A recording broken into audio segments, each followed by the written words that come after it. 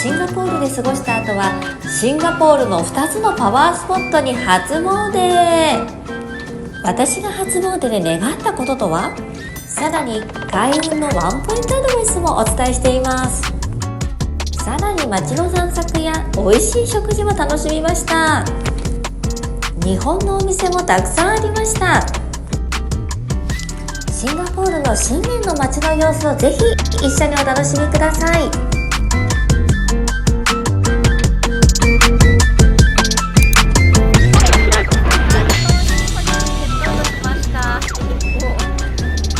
これからですね、初詣行きたいと思います。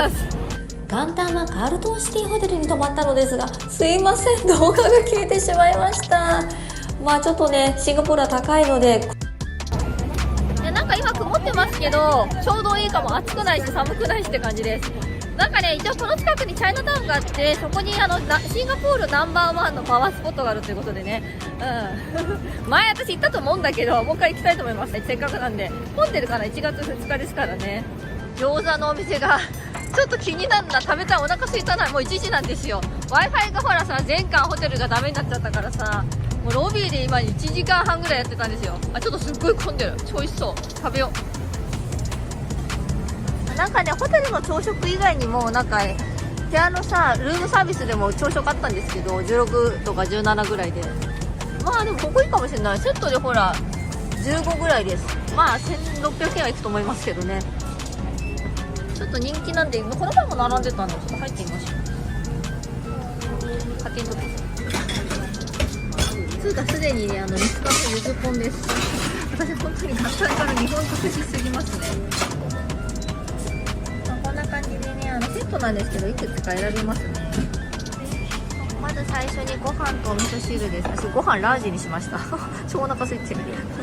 昨日でも私お寿司も夜食べたんですけどね、買っといたやつ。これ緑茶ですけど、3シンガポールダナなんですけど、レフィルブルって書いてありましたんで、おかわり自由なんでね、いいですよね。ホットと言ったんだけど冷たいけど、いいやって感じですね。しかも見て、卵かけご飯がある。これ意外とね、生卵食べられるってね、そんなにね多いわけじゃないんですよ。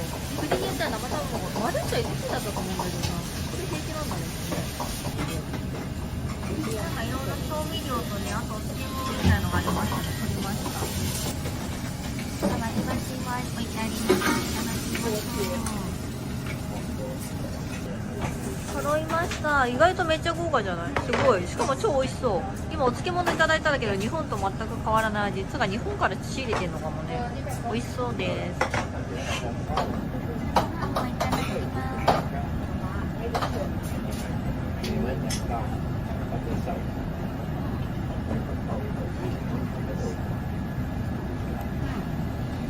大体日本のお米かな。ちょっと硬いかな。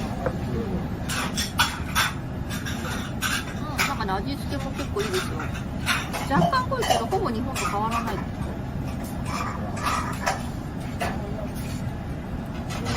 味しいです。美味しい。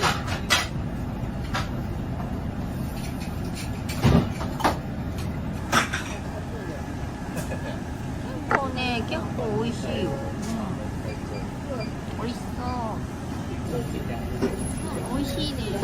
全然日本のね、味です。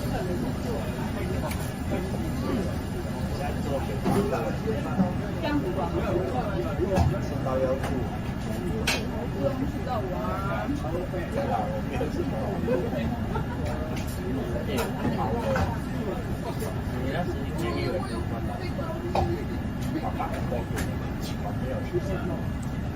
これお惣菜も美味しいです。これはいいね。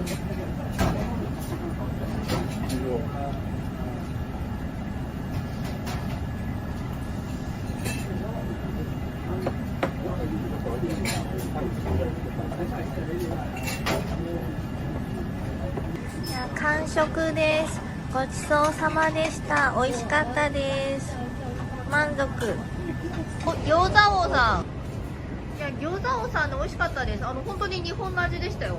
美味しかったです。値段はまあいきます。緑茶も3いってるからね、レフィルできますけど、おかわりできるんですけど、緑茶はね。税金が入んねシンガポール毎回だからなんやかんやね 21.45 シンガポールダラなんで2300円がいってんじゃない結構高いよね。まあしょうがないね。シンガポール本当全体的に高いですマジ。あ、天丼屋さん銀座いつきめっちゃ日本の店あんね。今ここからチャイナタウンに向かってまして、まずシンガポール一のね、シンガポールナンバーワンのお寺に行こうと思ってますけど、多分徒歩ね500メートルぐらいなの道に迷わなきゃすぐ着くと思います。その後ね観音堂も行こうと思ってまして、行ったことあったかな。ここは一番有名なとこらしいです。2日目なんでちょっと混んでるかもしれないですけどね。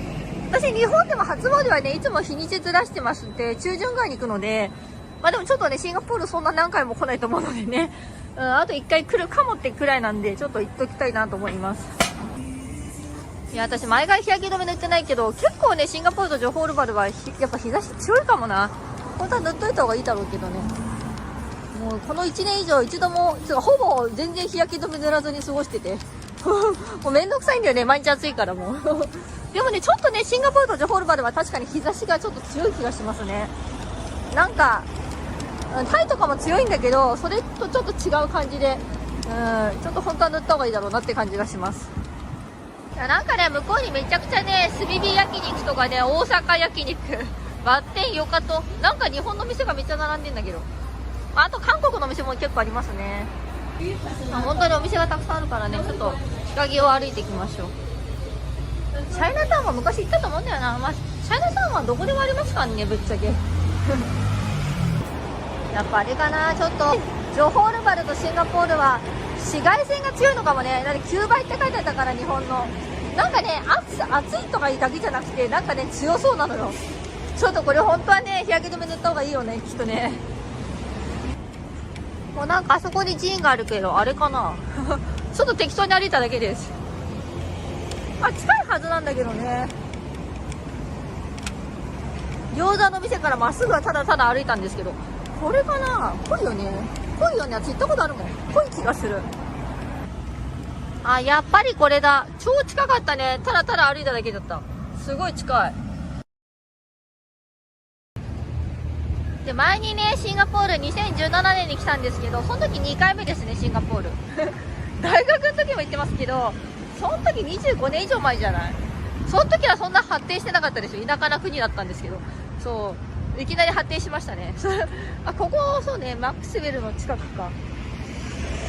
でもねそれからねその時シンガポールめっちゃね開運のねパワースポット巡りまくったけど、運気が上がったかどうかはちょっとよくわかんないです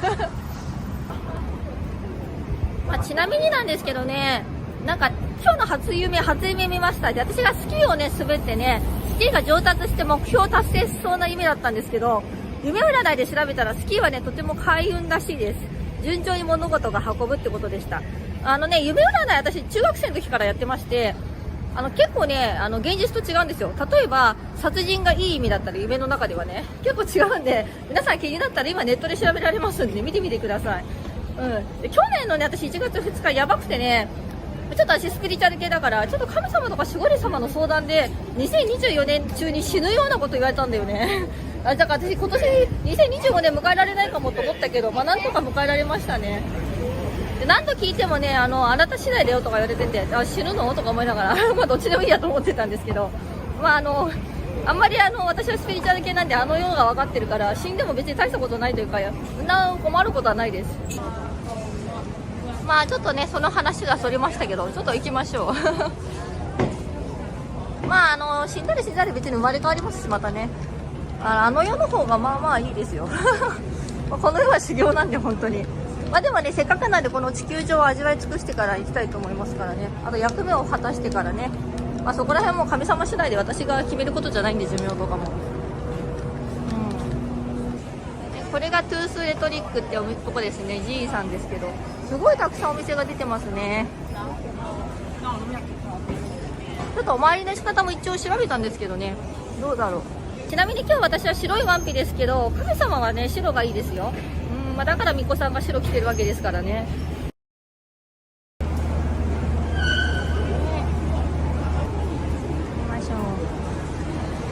去年は私ちょうど年末年始京都にいまして、京都に1ヶ月いたんで、かなり日本の神様をお参りさせていただきましたね。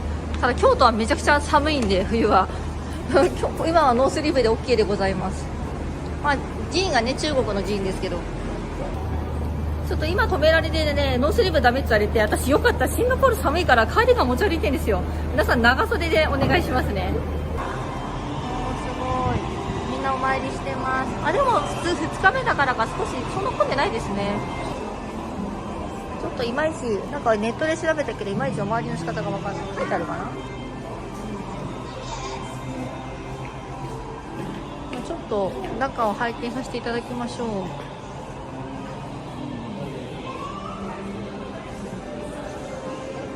すごいでかいね。すごい。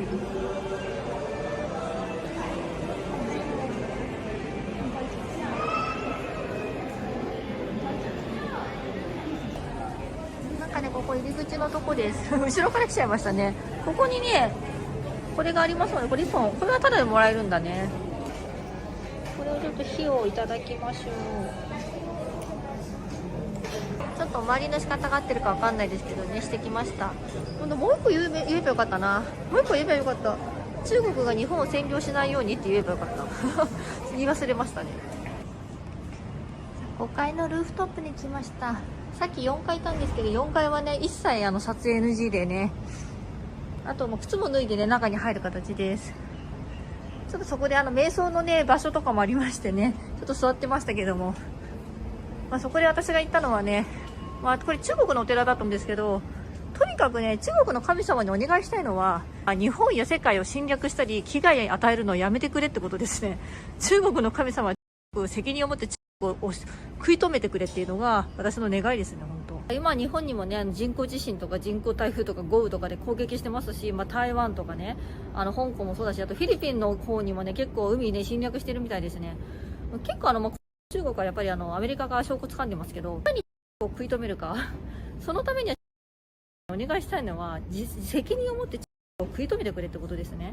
中国が日本や世界に迷惑をかけないようにしてくれっていうのを私が願いです。本当に新年の願いかもしれないです。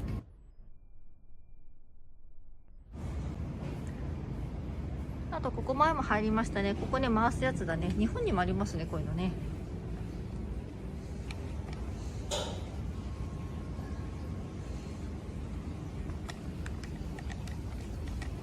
いやもういかに止めるかなんだけどね、本当にコロナもね本当に東京オリンピックの直前で巻き上がってって感じですね。本当にわざとやってんだと思うけどね、タイミング的にも。まあ今ニセコとか九州もそうですけど、本当に変われちゃっててこのものになりつつあるので本当危ないですね。神様方なんとかね止めてください。本当にそこちょっと地球にも大切な部分ですからね。ここは3階です。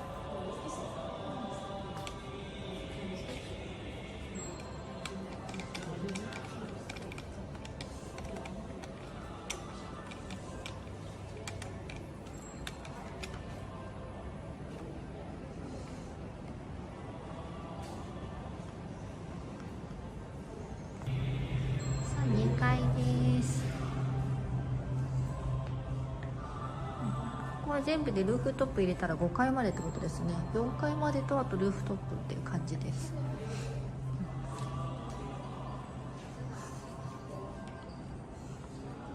ところどころ撮影禁止なところがありますね。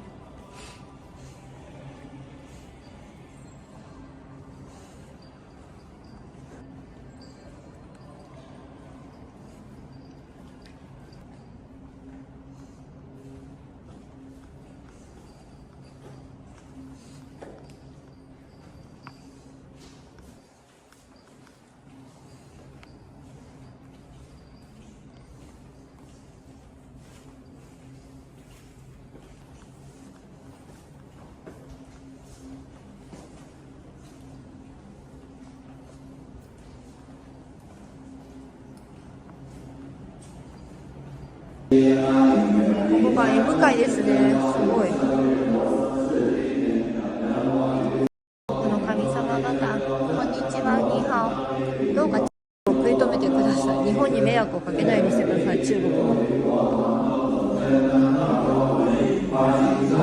リ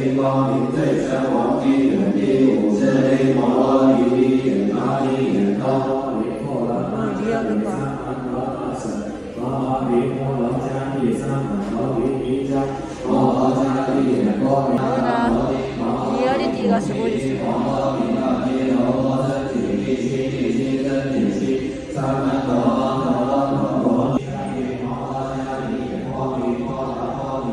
すごいな。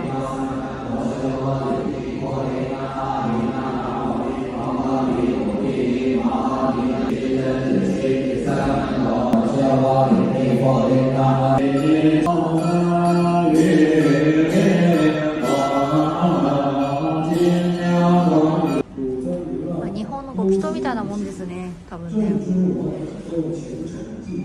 さあちょっとね、ざっとね、上まで見てきました。全部の回をね、回ってきましたね。本当でも思うのはね、中国のお寺の神様に言いたいのはね、なんとか食い止めてくれってことです。もう中国にいても無理だと思いますので、政府が全然ダメでしょうし、神様ならね、少しは工事の存在ですから分かると思うんですよ。いかに中国が日本や世界に迷惑をかけているかね。それ工事の存在ですから、大河の気持ちでちゃんとそれを自分たちの、ね、中国の神様なんで、中国をね、少なくとも自分たちの国をね、なんとか抑え込めっていうことをお伝えしましたね。ちょっとね、もう一回ね、観音寺、これから観音堂に行って、そこでしっかりお祈りしたいと思います。さっきお線香の時はね、自分のことちょっとお祈りしちゃったんで、本当にざっくりと今年1年いい年になりますようにみたいなことをお祈りしたんですけど、なんか1回しかできないっぽい雰囲気だったんでね、もう一回ちょっと次は観音堂に行きまして、そこが皆さん初詣に行くとこらしいので、ちょっとそこでしっかりとね、そちらのことを、日本の国と迷惑かけんなってことをね、言っていきたいと思います。ちょっともうね、神様に何とかしてもらうしかないんじゃないですかね、本当に。人間の力だとちょっと厳しいと思うんで、もうね。じゃあちょっとチャイナタウンをね、フラフラしながら、ね、MRT に乗って観音堂に行きたいと思います。ということで、またざっくりでしたけどね、回りました。ここがシンガポール一のパワースポットと言われております。いろんなね、お店がありますね。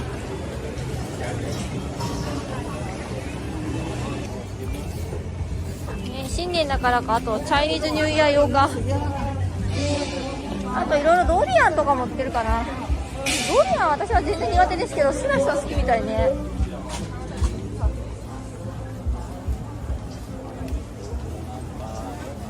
全部これ1ドル、1シンガポールドルのお店かな。100均っぽい感じなんですかね。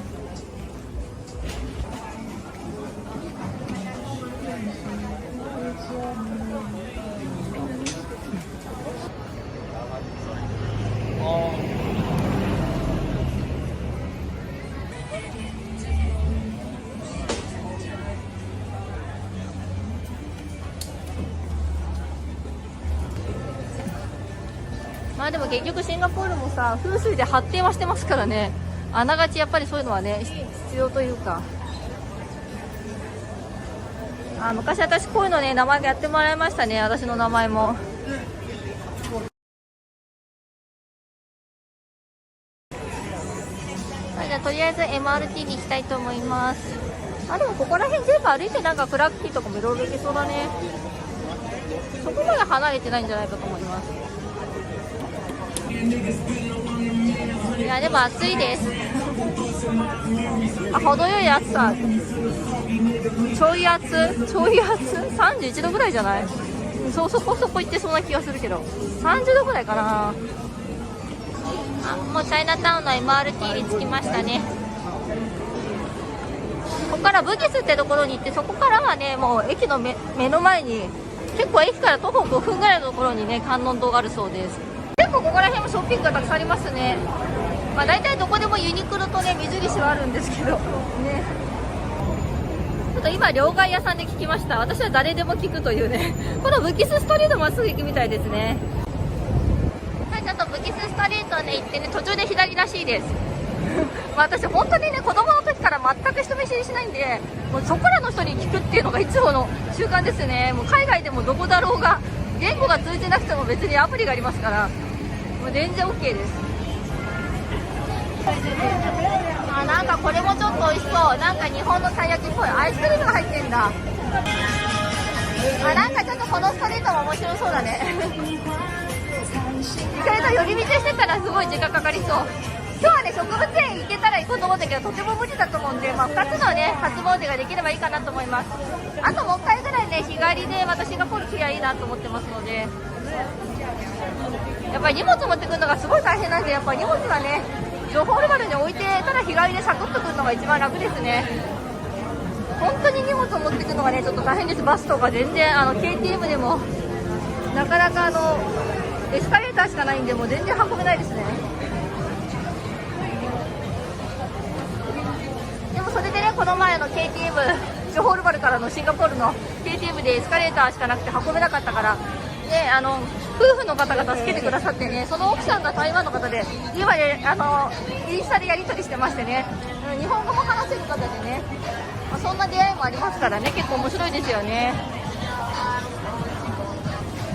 でこういうなんか天津とかもあるけど、私この後は多分今のところ台湾にこのまま行くので、もう飛行機取っちゃってるからね。だからまあ台湾でまたたくさん食べればいいかなという感じです。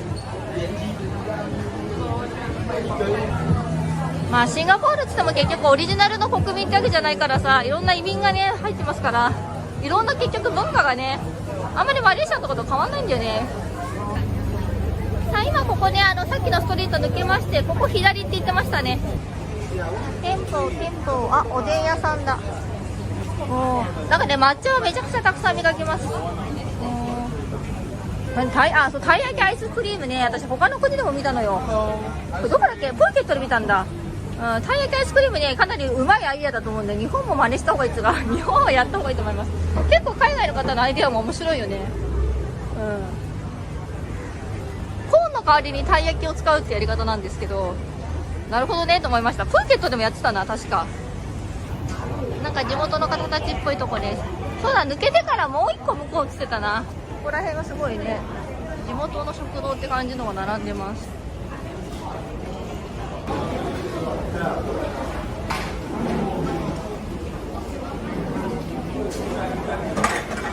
ほんと中華ばっかだね。お、店舗に着きました。観音堂。ここだね。あ、そう、ここでね、なんかお線香と花を買うって言ってたな。あ、恵比寿ホテルの目の前なんだね。なるほど。なんかね、やり方は一応ネットで調べたんですけどね。でも1月2日で結構空いてんだ。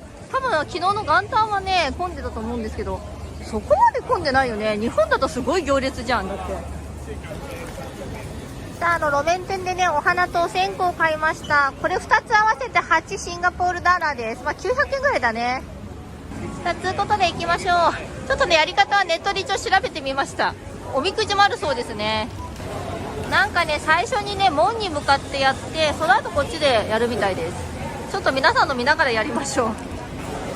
なんか見てると、私お線香買う必要なかったんだ。みんなここから持ってってんのよ。私さっきさ、すごいさ、でっかいのめちゃくちゃさ、筒みたいのでさ、超大変でした。もうこんなのを持ってお祈りしてる人いないよぐらいな感じですよね。さあ、おみくじを引きました。さっき一回違うのが出てね、なんかさっきのでも良さそうだったけど、半月のやつでもう一回いいかどうか確認するんですけど、バッグに引っかかっちゃって、ちょうどね、表裏になったんだけどね、もう一回やってみたんですよね。どうだろうこれ。一応ね、観音様にもね、日本を攻撃したり侵略しないようにって頼んだんですけど、で今年の日本と私が安全かってことを聞いたんですけどね、なんか良さそうな雰囲気だよね。病気も治るとか、あとラックがアラウンド、幸運が周りにありますとかね、あとなんかトラベルがうんちゃらって書いてあるね。ちょうどいいトラベリングとかもなんかニューアプローチもいいよ、いいタイミングとか書いてますね。有意義だってことが書いてあるっぽいですね。まあグッドなのでね、良かったです。まあなんかちょうどいい時期が来たみたいな感じのこと書いてあるよね。ということでね、無事に観音堂でも初詣ができまして、2カ所行きました。ちょうど終わった後に雨が降ってきましたんでね、ちょっとね、この後ね、植物園はね、今4時半ぐらいなんですけど、微妙かなって感じなので、またね、来ようかなと思います。あと1週間、あと10日後ぐらいでね、次の国に行きますけれども、まあ、ジョホールバルから荷物がなければサクッと来れますので、多分ここら辺とかチャイナタウンとかパラパラしてたら時間が来ると思うのでね、KTM 自体がね、ウッズランドから JB セントラルまでが10時半なんだけど、その前にね、そこに行くまでの1時間ぐらいかかるのと、あとほら、入国の審査とかいろいろあるので、結構余裕持っていかないと危ないんですね。まあ、中国は1月29日のね、旧正月が一番メインでしょうからね。まあ、結局本当シンガポールっていうのはシンガポール自体の文化がないんでね、いろんな文化が混ぜ合わさってるだけの国って感じではありますけどもね。まあ、観音堂の近くもたくさんのお店があります。まあでも新年の周りができてよかったですね。おみくじも良かったです。いやーもうめっちゃ真っ赤です中国ならでは。まあ元旦だから結構赤い服も売ってましたね。まあ中国では赤が縁起がいいと言われてますからね。まあ、さっきのブギスストリートを抜けてね、まだまだ渡ればいいって感じで、本当に分かりやすい場所ですね。フルーツとかが安いね、めちゃくちゃ。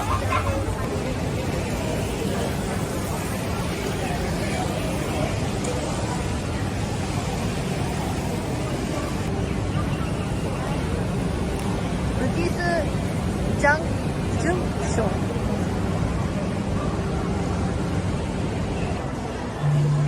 ブギスはショッピングモールがたくさんありますね。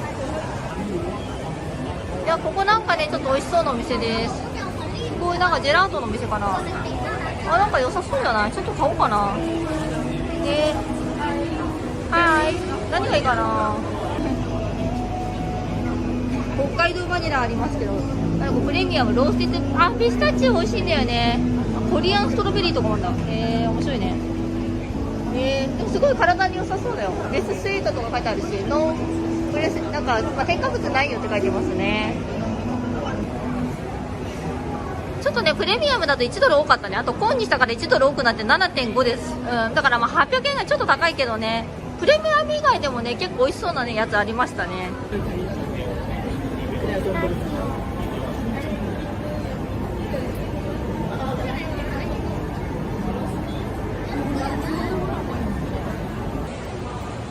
インターコンチネンタルがありますね。本当にショッピング街が多いね。まあでも本当ね、初詣2つ行けてよかったです。あとはクラークティーとかチャイナタウンとかプラプラしてね、多分8時ぐらいになると思うんで、相当早いですけどね、早めにしたいと思います。あ、日本の、日本3枚だって。日本のご飯多いよな、めっちゃ。だってここにもラーメン屋さんがあるんですけど、日本語だもん、メニューが。ラーメン屋さんだけだとさ、中国かもしれないけど、これは日本だね。日本語で書いてあります。いや、このお店結構ね、思ったより可愛いのよ。これもね、49なんですけど、まあ、5000円ぐらいか。結構ね、可愛いのがあります。肌触りも良くて。セールでもないのに衝動買いですけど。ちょっと今脱いじゃったんですけど、このね、可愛いニット買おうと思います。これ後ろが超可愛いんですけど、ちょっとね、分かりにくいんですけど、後ろがね、ちょっと背中がちょっと開いてて、ここリボン結ぶ感じなんですよ。衝動買いは、ちょっとチャイニーズニューイヤーっぽいですけどね、可愛いんで、ちょっとシワカのね、ニットです。買いたいと思います。ついついここで買っちゃいました。見て、これ可愛いんだよ、これ。ほら、これを買ったんだけど、これの S サイズですけど。見てください、これ可愛くない？後ろがね、ちょっとおしゃれなんですよ。ね、これでね、5000円ぐらいです。他にもちょっと見たんですけど、特にね、セールはないらしいので、ちょっとまたの機会にしようと思います。でも普通にショッピングしてたら時間がなくなりそうだわ、マジで。セールやってないね、でもね。あれだね、やっぱチャイニーズニューイヤーじゃないとやらないのかな。あ、なんかこことかも可愛いね。なんか今バッグがさ、タイのさ、市場で買って500円のしかないのよ。あと壊れちゃって。程よいの欲しいんだよね。だけど高くなくていいんですよ。どうせ旅中だから壊れんで。それなりそこそこのがいいんだけどな。今クラークティーに来ました。このミスターココナッツね、さっきブギスでも記事になってたんですけど、めっちゃ混んでたの。今ね、やっとね、ここで買いました。ココナッツのシェイクで、これね、シュガーの率を選べますので、ノーシュガーにしました。これでね、5シンガポールダラーなんで550円ぐらいです。で、ちょっとね、リバー沿いをね、プラプラしながらね、これ飲みたいと思います。いや、ここもちょっと可愛いお店だね。ついついも覗いちゃう。私、洋服やっぱり好きなんだな。なんかね、一番日本に取りに帰りたいの洋服なんですよ。もうね、今本当にタイのね、買ったやつとかも安いからね、ペラペラなんだよね。なかなか。でもはっきり言って東南アジアでそんなにおしゃれしてもまあ微妙なんですよね。どうせ汚れるとかいろいろあるので、まあ、ヨーロッパとか行くんだったら素敵なお洋服持ってきたいですね。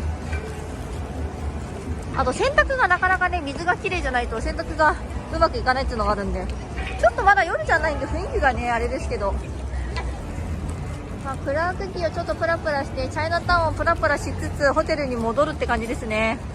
で10時半のバスなんですけど、多分そこにチェックアウトのポイントまで行くのに1時間はかかるんで、なんやかんや余裕見て2時間前には行こうかと思います。逃すとちょっと大変なんでね。ちょっと飲みながらね散策をしたいと思います。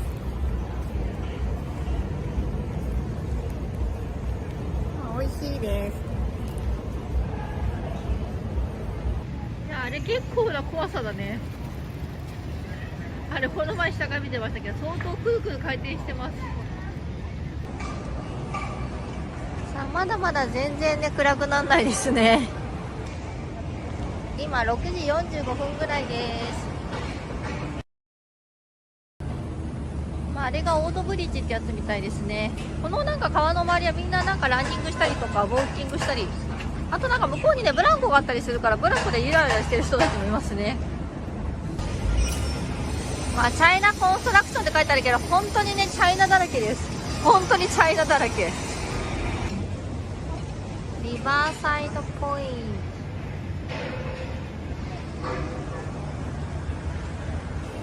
ト、お、クラークキーのセントラルの下にもドンキを発見。ちょっとこれは行きましょう。もうドンキは超いいんだよね、マジで。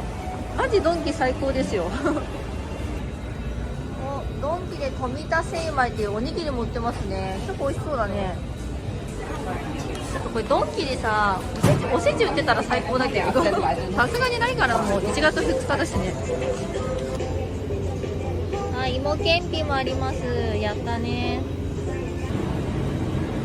いやドンキの中もめちゃくちゃねお弁当とか売ってますね。ないか。おせちはさすがにないよね。多分事前予約したらあったんでしょうけどね。いやドンキはめちゃくちゃ充実してんですよ。特にやっぱシンガポールのドンキ充実してんね。クアラルンプールよりも全然充実してますね。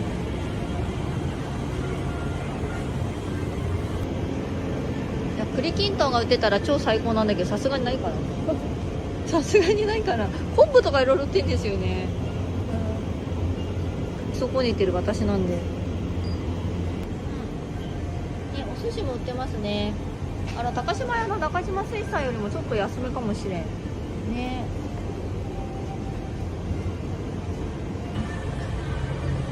数の子はありますね。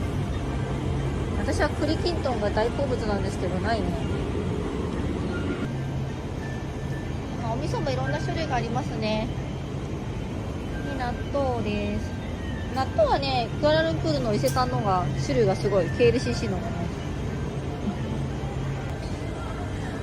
いや博多の塩を発見してほしいんですけど、こんなの持ったらすぐ飛行機重量オーバーになるよね。ちょっと。いやドンキで今治タオルもゲットしました。これフェイスタオル2個入っててね、これでね10シンガポールダラーぐらいだったら1200円ぐらいなんで、なんか割引になってました。結構安いよね多分ね、今治にしてはきっと。しかもドン・キホーテのなんかフードコートみたいなのもあります。かなりいいんじゃないですか。天丼のお店もありますね。いや本当なんかねシンガポールかなり日本のもの多いな。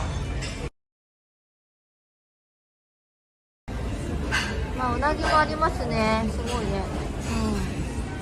まあそれなりの値段だけど、まあだけどさ日本もそれなりの値段するからね、どうせうなぎだったら。そんなに変わるかっつうとそこまででもない気がしますね。日本でもやっぱうなぎはね3000円は絶対しますよね。さあ夜のチャイナタウンです。ここ通ってね戻りたいと思います。ちょっとライトアップされてんね。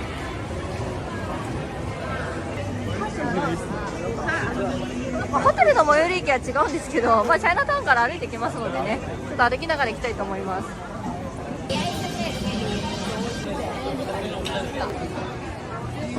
まあ、今日も結局さっきねホテルの近くの美味しい餃子の定食を食べてね、しかもドンキで今鮭おにぎりを買って温泉卵を買いましたんで、もう日本のフードばっかですね。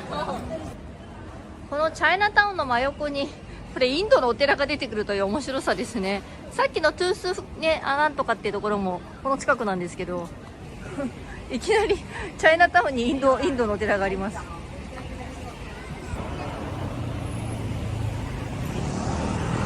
今ここから出てきました。こっち行くとねホテルにたどり着きます。ずっと歩いてきゃそのうち着くって感じです。多分あれね、春節の時、旧正月の時はめちゃくちゃ盛り上がるんでしょうね。去年はその時はマレーシアにいましたんで、すごいいろいろねイベントとかやってましたね。夜のお寺です。全然ライトアップとか特にないんだね。あそこに MRT のマックスウェルっていう駅があるんですけど、その目の前だね。本当にね超目の前です。